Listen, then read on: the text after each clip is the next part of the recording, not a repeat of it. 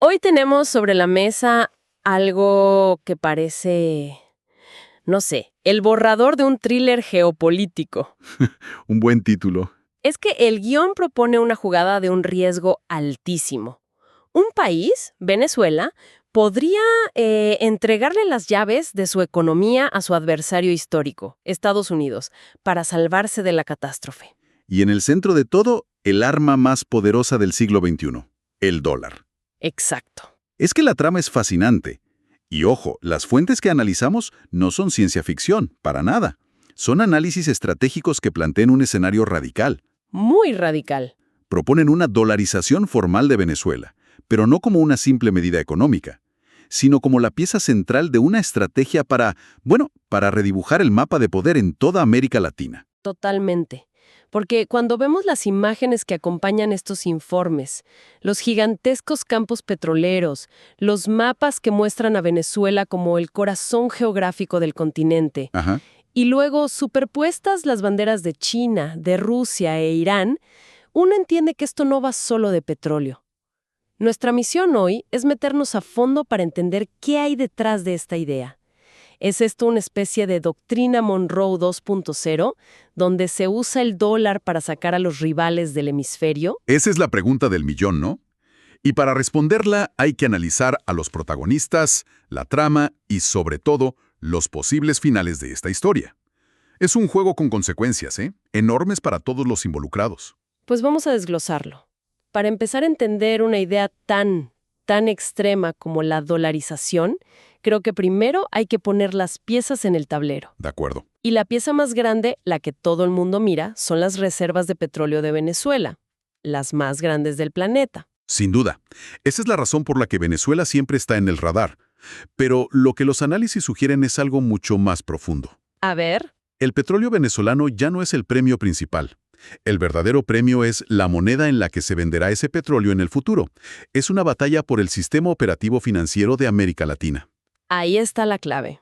O sea, no se trata tanto de controlar el recurso, sino de controlar las reglas del juego con las que se comercializa ese recurso. Exacto. Es reafirmar la hegemonía del dólar. Y al hacerlo, como bien decías, es un golpe directo a la influencia de China y Rusia en nuestro hemisferio. Las fuentes lo describen como un golpe estratégico para ellos. Totalmente. Piensa en el panorama general. En los últimos 20 años, China se ha convertido en el principal socio comercial de gran parte de Sudamérica. Claro. Rusia ha vendido armamento, ha establecido alianzas estratégicas. Irán ha tejido redes de influencia. Para Estados Unidos, esto es una incursión inaceptable en su esfera de influencia histórica. Por eso mencionaba la doctrina Monroe. Es que sería una versión actualizada. En lugar de cañoneras, se usa el sistema financiero. Una jugada defensiva y ofensiva al mismo tiempo. Defensiva para frenar el avance del yuan o el rublo y ofensiva para recuperar el terreno perdido. ¿Y Venezuela se convierte entonces en el escenario perfecto para esta confrontación? El epicentro. Exacto, por su ubicación, por sus recursos y, por su crisis. Es el punto de presión ideal. Si logras alinear la economía de un país con las mayores reservas de crudo del mundo, con el dólar, no solo ganas seguridad energética. No. Envías un mensaje potentísimo al resto del mundo sobre quién sigue mandando en el sistema financiero global. De acuerdo. El tablero geopolítico está claro. Ahora, entremos en la mecánica del plan. Aquí es donde la cosa se pone realmente interesante. Sí. Hablamos de dolarización, pero hay que ser claros.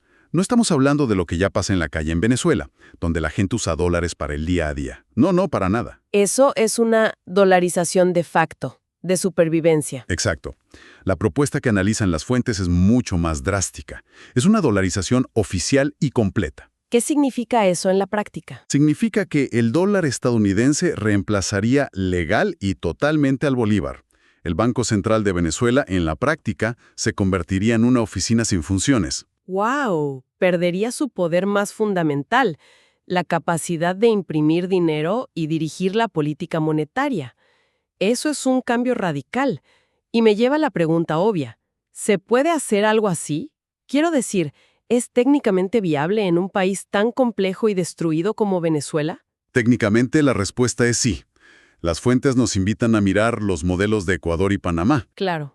Ambos países adoptaron el dólar como moneda oficial, Y en ambos casos, aunque por razones y en contextos muy diferentes, la medida sirvió para aniquilar la hiperinflación. Trajo estabilidad de precios. Una estabilidad que parecía imposible. Un momento, pero ¿son comparaciones justas?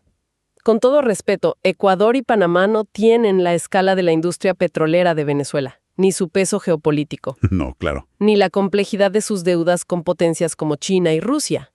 No sería como comparar una lancha con un portaaviones. Realmente se aplican las mismas lecciones. Esa es una objeción excelente y es precisamente el nudo del problema. La escala es completamente diferente. Ajá. Sin embargo, el principio técnico subyacente es el mismo. Le quitas al gobierno la máquina de imprimir billetes que usaba para financiar sus déficits y cortas de raíz la hiperinflación. Entiendo. La gran diferencia, y esto es crucial, es que para que funcione en Venezuela no basta con cambiar la moneda. Se necesita algo más. Se necesitaría un control férreo y probablemente externo sobre la única fuente de ingresos masivos del país, el petróleo de PDVSA. O sea, que no es solo adoptar el dólar, es ceder el control de la caja registradora del país. Ahí está. Y esa supervisión externa, según los análisis, vendría de instituciones como el FMI o el Banco Mundial, donde la influencia de Washington es decisiva. Exacta. Ahí lo tienes. Es un paquete completo. Cambias la moneda, pero también cambias quién supervisa el flujo de dinero. Por eso es un arma de doble filo tan potente y tan controvertida. Analicemos esas dos caras de la moneda. Para Washington, el plan parece perfecto, casi demasiado bueno para ser verdad. Las ventajas son enormes. Sí, son claras. Geopolíticamente, como dijimos, sacas a China y Rusia del juego en Venezuela y mandas una señal al resto de la región. Energéticamente, te aseguras el acceso a una fuente de petróleo gigantesca y sobre todo cercana. Y no olvidemos el factor económico, que es descomunal. Las fuentes hablan de oportunidades de negocio por cientos de miles de millones de dólares para empresas estadounidenses. Cientos de miles de millones.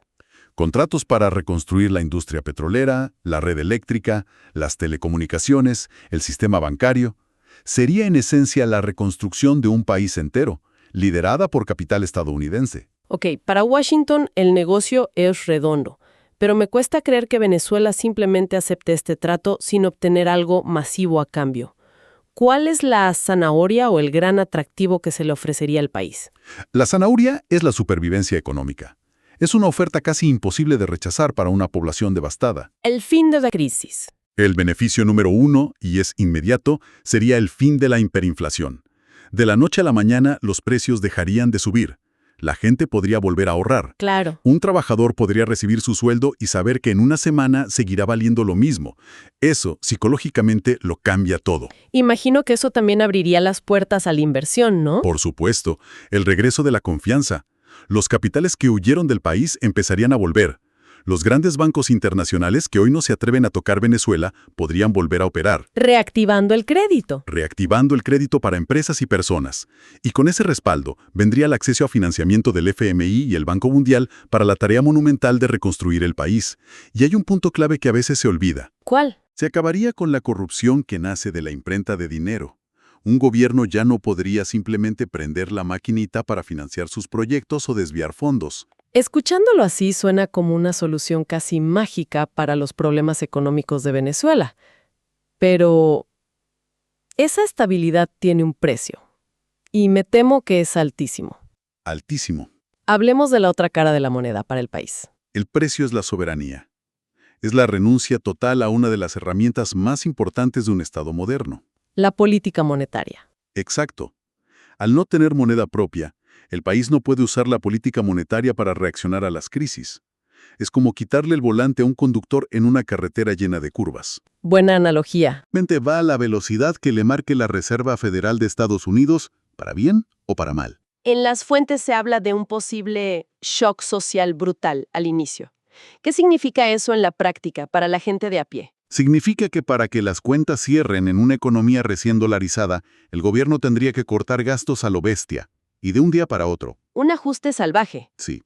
Sin una ayuda financiera externa masiva desde el primer día, los salarios del sector público que emplea millones de personas podrían colapsar. La pobreza, que ya es extrema, podría dispararse aún más en esa fase inicial. Creas una dependencia absoluta de que entre en dólares. Por la venta de petróleo. Si esa venta falla, la crisis es inmediata y no tienes herramientas para amortiguarla. Queda claro que para Venezuela es una apuesta de todo o nada. Pero volviendo a Estados Unidos, aunque las ventajas son claras, los análisis también señalan que no es una jugada libre de riesgos para Washington. No es tan sencillo. Para nada. El primer costo es el político y de imagen. Sería inevitablemente acusado de neocolonialismo del siglo XXI. Claro, la narrativa del imperio yanqui interviniendo. Se escribiría sola. Esto podría generar protestas y un fuerte sentimiento antiestadounidense en toda la región, incluso entre países que hoy son aliados. Y luego está la reacción de los otros jugadores globales. No se van a quedar de brazos cruzados. Por supuesto, China y Rusia han invertido miles de millones de dólares en Venezuela. No van a aceptar perderlo todo sin más. ¿Y cómo responderían? La respuesta probablemente no sería un conflicto directo en Venezuela, sino en otros frentes. Podrían responder con ciberataques, desestabilizando otros intereses estadounidenses en el mundo o usando su poder económico en otras regiones. Sería una escalada significativa. Y finalmente está el costo puro y duro, el dinero. Reconstruir Venezuela no sería barato, ¿verdad? Para nada. Las estimaciones que citan las fuentes son astronómicas. Hablan de un rango que va desde los 200.000 millones hasta más de 500.000 millones de dólares a lo largo de una década. $500 billion. Estamos hablando de un plan Marshall para un solo país. Reconstruir la industria petrolera desde cero, la red eléctrica, las carreteras, los hospitales, es un costo financiero gigantesco que alguien tendría que asumir. Entonces, si este thriller geopolítico se hiciera realidad, ¿cómo se vería en el tiempo? ¿Qué significa para la economía del día a día? Las fuentes trazan una línea de tiempo bastante cruda. Así es. La dividen en dos fases muy claras. La primera fase, que podríamos llamar el corto plazo, serían los primeros 2 o 3 años. El ajuste. Sería un shock económico brutal. Sí, la hiperinflación desaparecería, que es el gran premio, pero el costo sería un ajuste fiscal salvaje. Probablemente veríamos un aumento masivo del desempleo, sobre todo en el gigantesco sector público. Y más pobreza al principio. Y un incremento inicial de la pobreza mientras la economía se reajusta. Serían años de enorme sacrificio. Una travesía por el desierto, básicamente. ¿Y después? ¿Cuál es el escenario a mediano plazo si se supera esa fase inicial? Pero si se logra superar ese valle de la muerte y la inversión extranjera empieza a fluir de verdad, el escenario en un plazo de 3 a 10 años podría ser muy diferente. ¿Cómo? Estaríamos hablando de una estabilidad macroeconómica consolidada y un crecimiento económico sostenido impulsado por el sector petrolero. Veríamos una economía muy abierta, globalizada, operada en gran medida por multinacionales, con un modelo de negocio parecido al de Panamá, pero con una base de recursos infinitamente mayor. Pero todo esto, el plan, los pros, los contras, la línea de tiempo, depende de una condición fundamental, ¿no? Hay una pieza sin la cual nada de esto se puede mover. Es el punto más importante de todo el análisis. La viabilidad de este plan, su mera posibilidad, no es principalmente técnica ni económica. Es política. 100% política. Las fuentes son clarísimas al simular escenarios.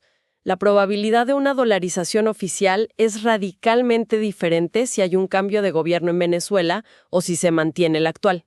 Claro. El factor político interno es el interruptor.